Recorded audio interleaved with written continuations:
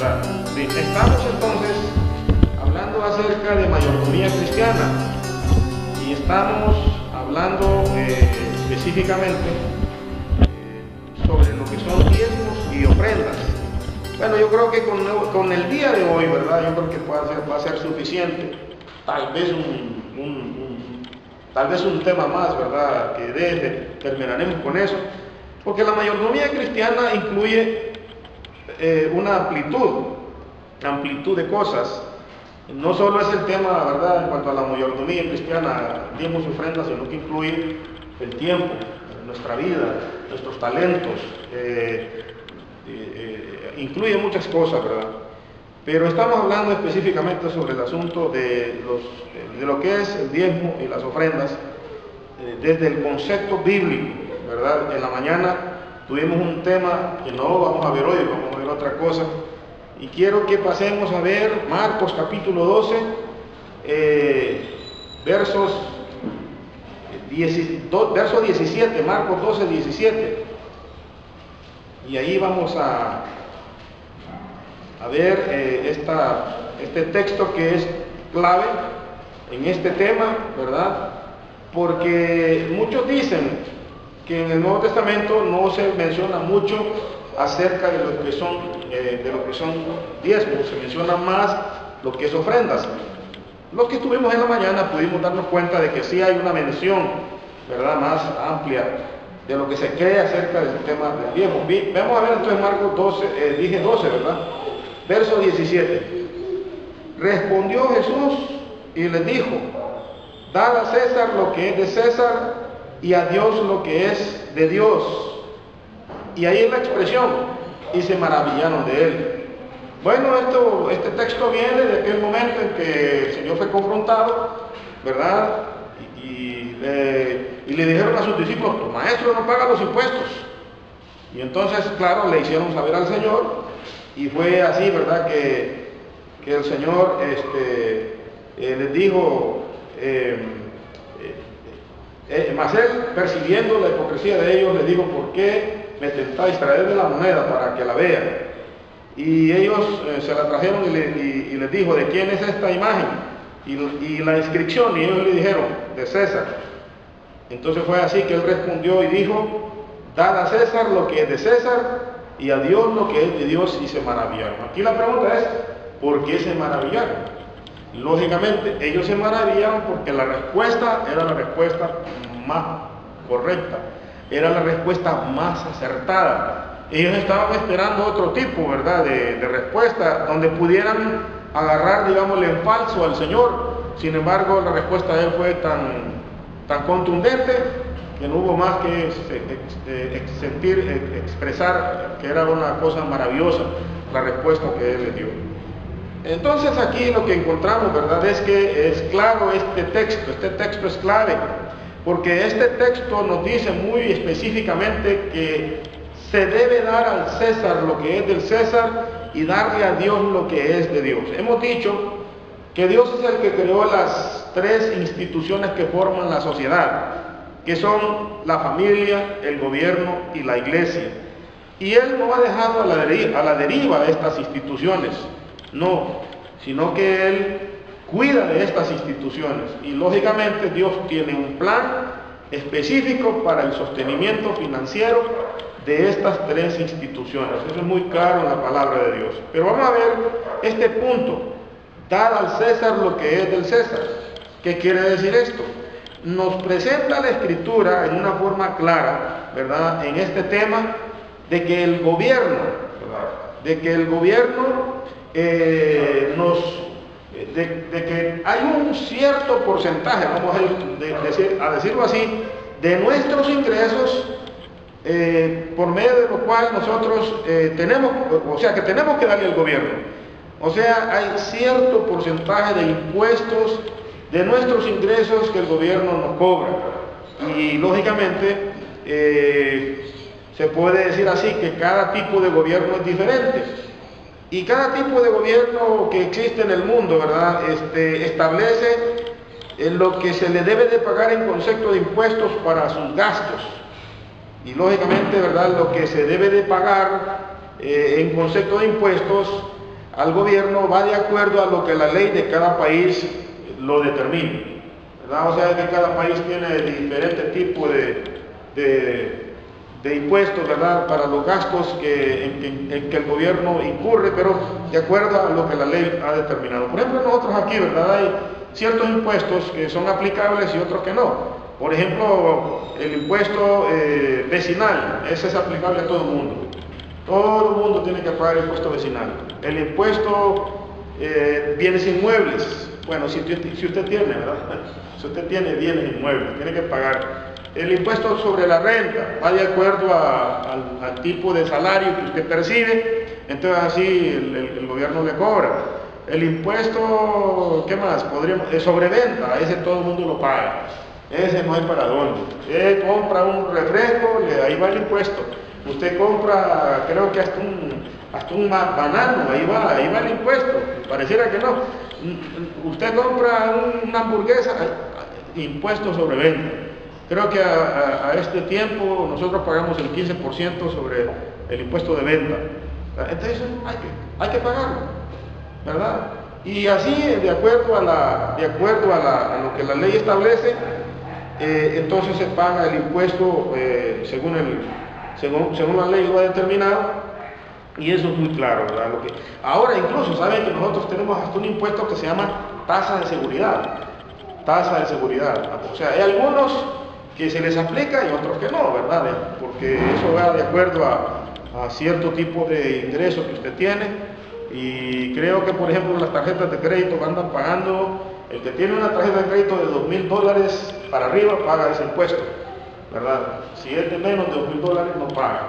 Si gana si tiene cierta cantidad en el banco, hay un pago que tiene que pagar. Explico porque eso es una ley. Y vamos a decirlo, uno diría, caramba, ¿verdad? Eso, yo no quisiera hacer eso. Sin embargo, uno no puede olvidar, como hemos visto en la lectura bíblica, toda autoridad que hay ha sido establecida por Dios. Y resistir la autoridad no es bueno. O sea que la autoridad está para el que hace lo malo, no para el que hace lo bueno. El que hace lo bueno no tiene por qué temer. Y definitivamente el hecho de querer, digámosle, evadir los impuestos es negarse o rechazar a lo que Dios ha establecido. O sea, ¿qué significa eso? Lo que nos quiere decir aquí, esto de dar al César lo que es del César, implica de que Dios, ¿verdad?, que estableció el gobierno, pues ha puesto un sistema para el sostenimiento financiero del gobierno, y ese sistema son los impuestos, ¿verdad?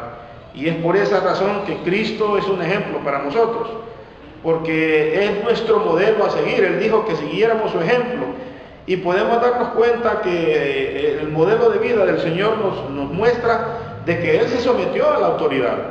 Él se sometió a la autoridad. No siempre la autoridad va a hacer lo que es justo, no siempre la autoridad va a hacer lo que es correcto, lógicamente. Porque uno puede ver, ¿verdad?, que el juicio a que fue sometido el Señor fue un juicio injusto. Aún le aplicaron la pena de muerte siendo inocente.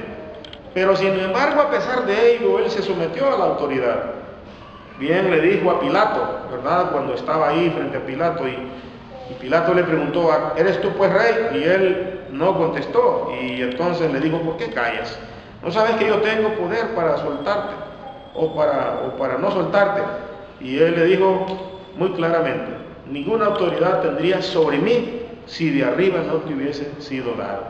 O sea, es claro para el Señor, ¿verdad?, que a pesar de lo injusto en el trato hacia Él, pero Él se sometió a la autoridad. E incluso lo vemos a Él pagando los impuestos, que es lo que leímos, ¿verdad?, aquí, ¿verdad?, en este versículo 17.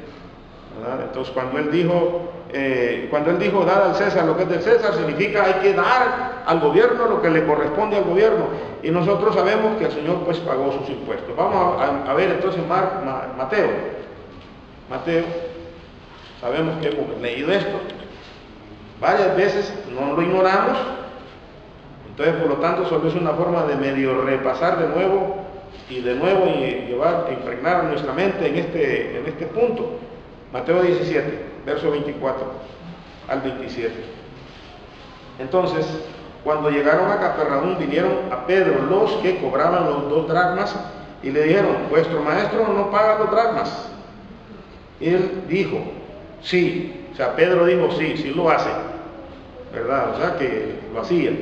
Y al entrar él en casa, Jesús le habló, y al entrar él en casa, Jesús le habló primero diciendo: ¿qué te parece, Simón? Los reyes de la tierra, ¿de quienes cobran los tributos o los impuestos? ¿De sus hijos o de los extraños?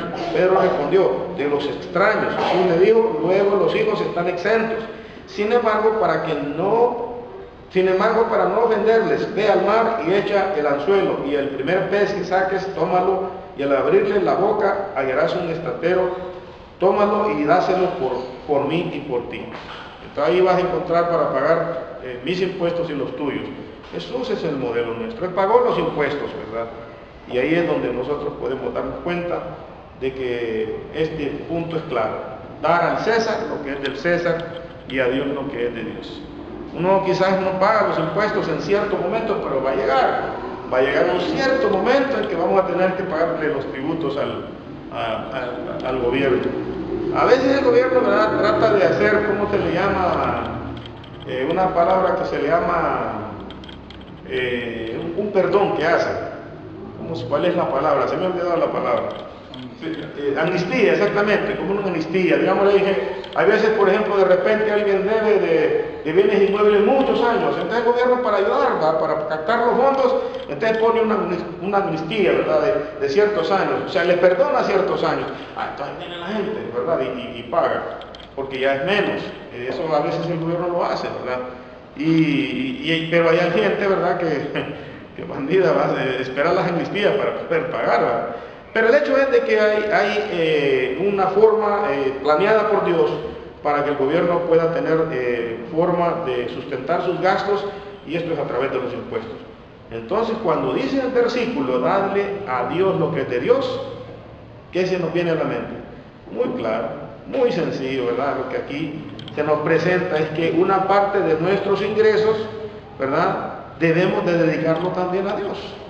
Como de nuestros ingresos, ¿verdad?, una parte tenemos que darla al gobierno, ¿verdad? En nuestro país, pues no es como en otros países, ¿verdad? Por ejemplo, Estados Unidos, que allá le deducen a uno inmediatamente, ¿verdad?, que le hacen el pago. Aquí no se hace eso, ¿verdad? En algunos casos, solo como en el caso del impuesto sobre la renta, ahí sí lo deducen a uno. Pero hay otros impuestos que no se lo deducen a uno. Creo que en Estados Unidos no, allá sí, todito, cheque, del cheque, ¿verdad?, de la quincena, ahí va rebajado, todos los impuestos. Y lo que se recibe es lo neto. Allá no se escapa nada. Y aquí pues es distinto, hay unos que sí, ¿verdad?, y otros que no. Pero lo que quiero decir es que entonces es claro esto de darle al César lo que es del César, y esto de darle a Dios lo que es de Dios también es igual. Nos presenta el texto toda claridad, en el sentido de que una parte de nuestros ingresos deben de ser dedicados a Dios. A esto se refiere, ¿verdad?, el Señor cuando dijo así muy claro: dar al César lo que es del César y a Dios lo que es de Dios. Entonces, lógicamente, una vez que nosotros hayamos cubierto todo el pago de nuestros impuestos, de lo que nos resta, de la parte neta que nos resta, entonces hay que separar una parte de nuestros ingresos para dedicarlos a Dios, y es ahí donde entra lo que sabemos nosotros como diezmo, o sea, la 10ª parte, ¿verdad?, que es para dedicarlo a Dios. Y lógicamente, ¿verdad?, como hemos dicho, ¿por qué razón el diezmo? Porque Dios lo que con ello hace es tratar de que no nos apeguemos a los bienes materiales. Porque por naturaleza nosotros los seres humanos, ¿verdad?, somos muy egocéntricos, todo centrado en nosotros. Entonces Dios lo que quiere es que aprendamos a ser generosos, que demos, que compartamos, ¿verdad?, que no solo pensemos en recibir, sino que también demos. Y por otro lado, como hemos dicho, es con el fin de recordar de que nosotros solo somos administradores de los bienes que Dios nos ha dado. O sea, todo lo que nosotros tenemos es propiedad de Dios. Con el asunto de los diezmos, al darlo, es una forma de reconocer la soberanía de Dios y que Él es dueño de todo. Así es de que también, ¿verdad? Otra razón del diezmo es eso, para aportar para que la obra de Dios pueda avanzar, para que la obra de Dios se desarrolle. Y lógicamente lo que podemos decir es que no se trata, ¿verdad?, de darle a Dios si tenemos en abundancia. No se trata de eso, sino que aún teniendo poco, ¿verdad?, es el momento de dar a Dios, porque nunca se aprende a obedecer a Dios o darle a Dios cuando se es rico, sino cuando aún siendo pobre, ¿verdad?, se está en condición de obedecer a Dios, porque volvemos a decirlo, ¿verdad? En Lucas 16:10 el Señor dijo, en lo poco fuiste fiel, sobre mucho te pondré. Y si en lo poco fuiste injusto, también sobre lo mucho serás injusto. Y eso es el asunto. No es tanto el asunto de lo que demos, la cantidad que demos. Puede ser mucho, puede ser poco. Jesús alabó a aquella viuda pobre en comparación a aquellos ricos que echaban grandes cantidades en el arca del Señor, ¿verdad? Y Él dijo a sus discípulos, vengan, observen. Ni cuenta se daban los discípulos, ¿verdad? A veces nosotros medimos las cosas distintas a como Dios las ve. Y Él les dijo, observen esa viuda. Ella dio más que todos ellos, porque todos ellos dieron de lo que les sobraba, pero esta viuda pobre echó todo su sustento, todo se lo dio a Dios. Entonces no es la cantidad, sino es a la actitud con la que se dé, ¿verdad?, lo que el Señor valora. Y lógicamente, ¿verdad?, el hecho de darle a Dios lo que es de Dios no solo es un privilegio, ¿verdad?, sino que es porque se entiende claramente de que Dios nos promete darnos bendición si le damos. Así lo dice Malaquías 3:10, trae todos los diezmos al alfolí, o sea, a su casa, y hay alimento, ¿verdad? Y dice, y veréis si no les abro las ventanas de los cielos y derramo sobre ustedes bendiciones hasta que sobreabunden. Incluso, déjenme decirles que si nosotros vemos la Escritura en una forma clara y comprensible, nos dice el Señor en su palabra que cuando damos, el Señor nos da más de lo que nosotros realmente damos. O sea, si damos, siempre la mentalidad del Señor es darnos más de lo que realmente nosotros damos. Por eso es lo que dice Malaquías 3:10. Trae todos los diezmos al alfolí y hay alimento en mi casa, y probadme en esto. O sea, ¿en qué? En traer los diezmos. Y verán, y ustedes observarán si no abro las ventanas del cielo y derramo sobre ustedes bendiciones, ¿verdad? O sea que el Señor promete bendecirnos, ¿verdad?, más allá de lo que nosotros realmente damos. Por eso también en Proverbios se nos dice en el capítulo 11, la idea es observar que siempre que hemos de darle a Dios, entonces Dios nos recompensa más allá de lo que nosotros damos, de acuerdo a la medida con que nosotros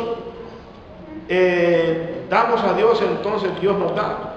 Si nosotros damos generosamente, el Señor no se porta generoso, no más allá de lo que es la generosidad. Ve, verso 24-25 del capítulo 11 de Proverbios, dice, leamos, dice ahí, hay quienes reparten y les es añadido más, y hay quienes retienen más de lo que es justo, pero vienen a la pobreza. 25, el alma generosa será prosperada, y el que saciare, él también será saciado. Y en Lucas capítulo 6 versículo 38 también nos dice claramente el concepto de que Dios nos da más allá de lo que nosotros le damos a Él. Lucas 6:38 dice claro de que dad y se os dará. Dice, medida buena, apretada y remecida, darán en vuestro regazo. Siempre Dios dará más allá de lo que nosotros realmente le damos a Él. Y una cosa que debemos de recordar es que nosotros somos socios de los bienes de Dios. Dijimos que una de las razones por las cuales Dios, ¿verdad?, nos llama al asunto de dar diezmos es con el fin de que entendamos de que nosotros solo somos administradores de los bienes que Dios nos ha concedido. Entonces, de alguna manera, Dios nos ha hecho sus socios de todo lo que es suyo. Nosotros no poseemos nada, todo es de Dios, pero Él nos ha hecho socios de lo suyo. Y es por eso que quiero que miremos en Primera Crónicas, para que nos demos cuenta en ese concepto.